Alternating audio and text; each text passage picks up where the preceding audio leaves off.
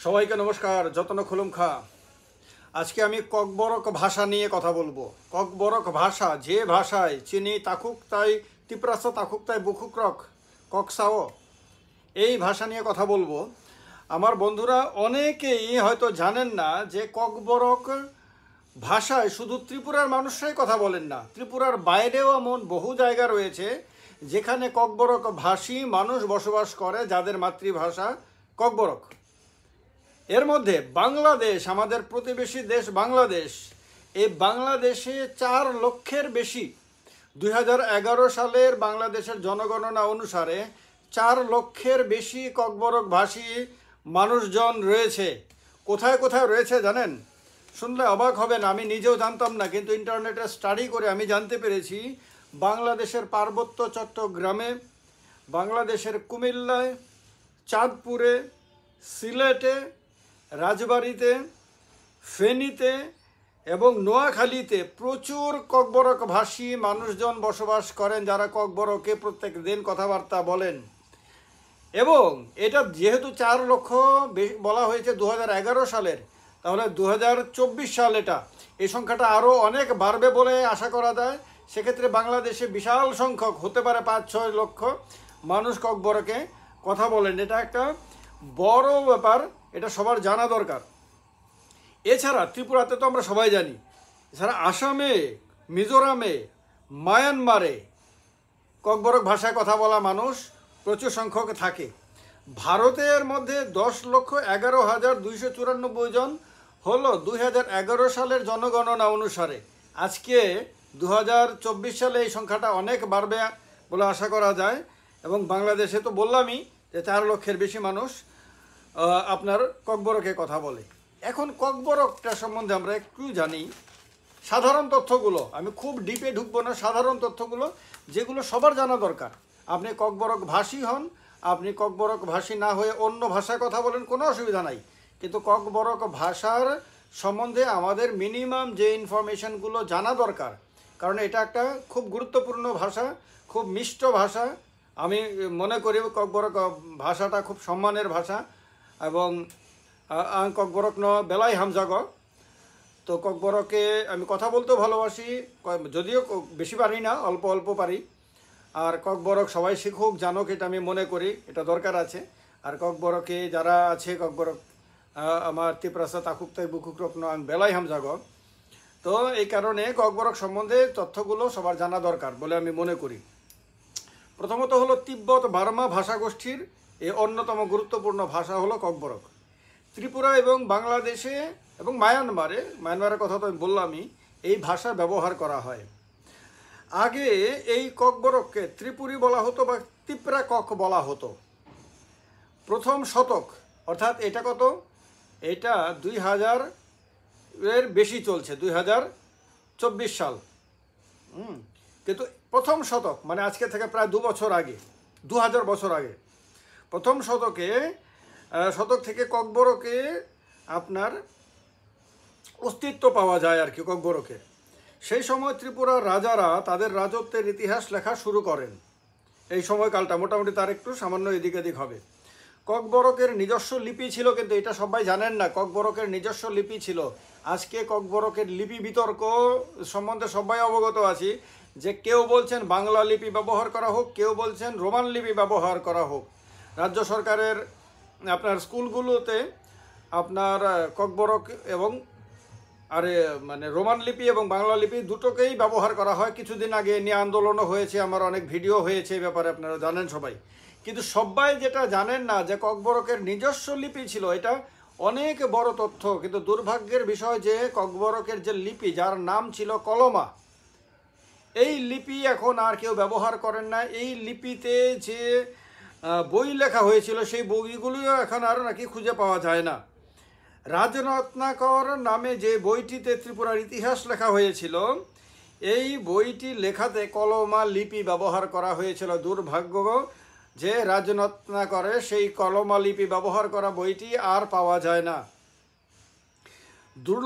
দুর্লভেন্দ্র চন্তাই এই লেখার দায়িত্ব পান শুরুতে, যদি পরবর্তী সময়ে আরও অনেকেই লেখেন। এর মধ্যে শুক্রেশ্বর ও বানেশ্বর নামে 2 জন ব্রাহ্মণ বইটি রাজরত্নাকরকে সংস্কৃতে ট্রান্সলেট করেন এবং পরে 19 শতকে বাংলায় অনুবাদ করা হয়। কিন্তু ককবরকের লেখা এই বই এখন আর পাওয়া যায় না। বুঝতে পারছেন? তাহলে লিপি বিতর্কে এই তথ্য কিন্তু সবার জানা দরকার। এবং আমার মনে হয় আমি সবাইকে আহ্বান করব, বিশেষ করে যারা ককবরক নিয়ে গবেষণা করেন, ককবরকের কলমা লিপিটাকে আবারও তুলে আনার চেষ্টা করেন। যদি এটা করা যেতে পারে তাহলে ককবরক ভাষী মানুষজন কিন্তু উপজাতি শব্দ থেকে শব্দটাকে হয়তো আমার মনে হয় তারা অতীত করে দিয়ে তারা জাতিতে পরিণত হয়ে যাবেন। তাদের জন্য এটা একটা বিরাট বড় মাইলস্টোন হবে যদি কলমা লিপিকে তুলে আনা যায়। 1979 সালে ত্রিপুরা সরকার ককবরককে অফিসিয়াল ভাষার মর্যাদা দেয়। এর আগে কিন্তু অফিসিয়াল ভাষার মর্যাদা ছিল না ককবরকে। 1980 সাল থেকে স্কুলে পাঠ্য হিসেবে অন্তর্ভুক্ত করা হয় ককবরককে। 1994 সালে ত্রিপুরা বিশ্ববিদ্যালয়ে ককবরকের জন্য সার্টিফিকেট কোর্স চালু হয়। 2001 সালে ত্রিপুরা বিশ্ববিদ্যালয়ে ককবরকে পোস্ট গ্রাজুয়েট ডিপ্লোমা শুরু হয়।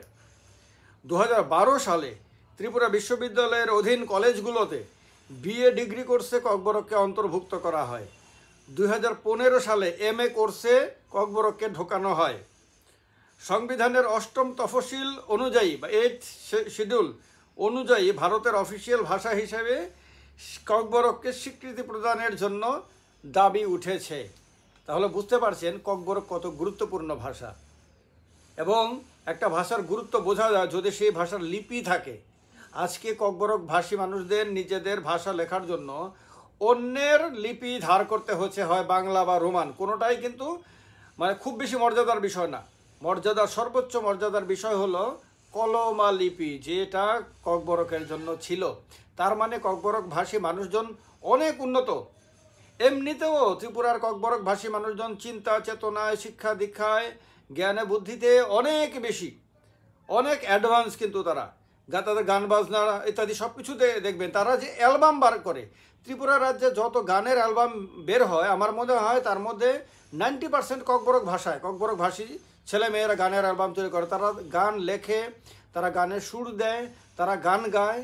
এবং এখান থেকে এখানকার ককবরক ভাষী ত্রিপুরাসা শিল্পী ইন্ডিয়ান আইডল পর্যন্ত হয়েছে। তাহলে কোয়ালিটির দিক থেকে তারা অনেক অ্যাডভান্স। কিন্তু তাদের একটাই মাইনাস পয়েন্ট রয়েছে, সেটা হলো তার লিপি। তো আমার মনে হয় গবেষকদের এই বিষয়টিতে খুব বেশি অ্যাটেনশন দেওয়া দরকার, যে কলমা লিপিকেও তুলে আনা, যাতে তারা গর্ব করে এই লিপিকে দেখিয়ে সারা পৃথিবীকে বলতে পারে যে দেখো আমাদের নিজস্ব লিপি আছে।